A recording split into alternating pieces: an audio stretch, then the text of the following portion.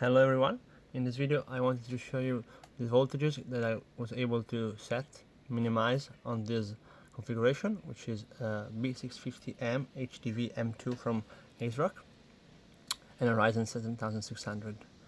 So these are the timings and the voltages.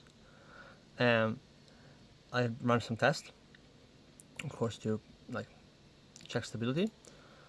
Test my file. Impact, Y cruncher in all the various configurations. But 3D Mark, I'm running through the integrated graphics, so this is good stress test for the memory. Cinebench just for the score. The system has been running for 7 hours, almost 8. I've also started some background core cycler now while preparing for the video, but I already ran this for 4 hours and I'll show you that. And R23, this has been running overnight for more than 6 hours of core cycler with the Zen 4 settings. Y prime. Then there's pi prime. Yeah, everything that came to my mind. I also run Geekbench 6. Also, Geekbench 6 was very useful in finding the stability for the curve offset, because it is the I think it's probably a very single core heavy workload. We'll now run this and see. Here it is with the Geekbench score. We can see that it's a little bit better than the average, of course, but not that much better.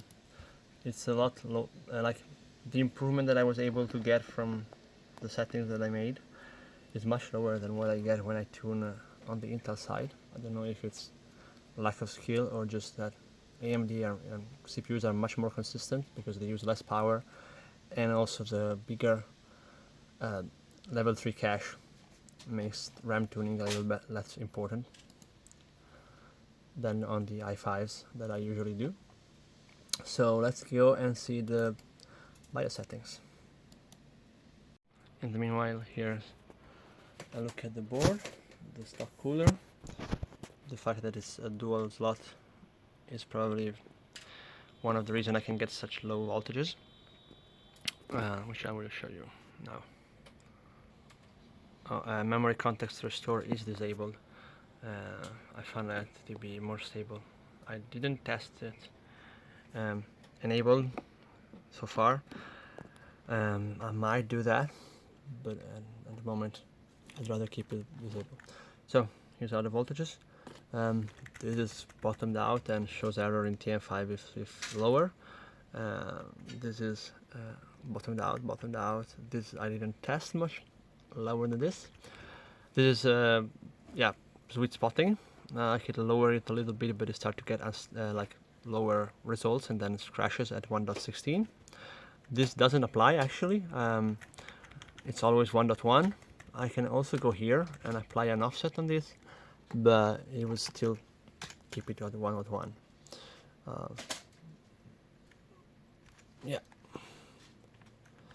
These are not bottomed out, but I don't know if they're making any difference because they were at 1 by stock of these settings, and now they're 0.7. So what I'm gonna do is extreme UV. I'm gonna call this XUV9. Core precision boost overdrive, curve optimizer. These were the only cores that had issues in my testing, so that's why I set them to 24 and 27. This one are all 30. I don't know if I can actually go any lower. Seems like. So I could also go on with the testing, but I'll keep it at 30 for now.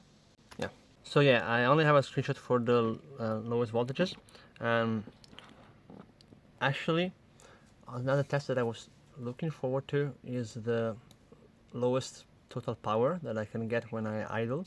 So in this situation I was able to record 14 watts, and now that I've kept it alive for a couple of seconds, I am reaching 15 as the minimum. But yeah, I was also able to get 13 in the screenshot. So I'll now reboot and check the default ones and see how the default voltages and how the lowest package power, because I hope that the settings that I made are improving the lowest package power. So I set everything to default, and I will now choose the XMP profile. Sorry, Expo profile, of course, and then set the curve up just 30 for everything at the moment, just to check. And here we are. So in the center you can see the current like default settings, stock XMP settings, and on the right a screenshot of my undervolting settings. And here you have highlighted the GPU package power, which has got as low as 17 now, and we'll see if it gets any lower. So as you can see, the SoC voltage is 124 at stock, and we got it at 160, right at 116.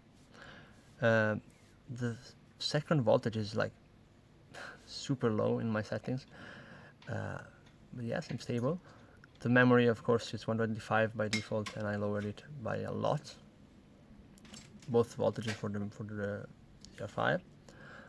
VDD I/O is also insanely low on my configuration. That was bottom out for sure. It was one of the voltages that I was able to actually cause errors to show up on TM5 at 0.93. VPP, as I said, I didn't test it. The VDD mesh didn't change. As you can see, it's exactly the same as default and doesn't get lower than this. Yeah, and I guess that's all for the video now. So as you can see here, the bottom voltage I saved about 3 watts in idle. 4 watts actually, 13 was the lowest that I recorded.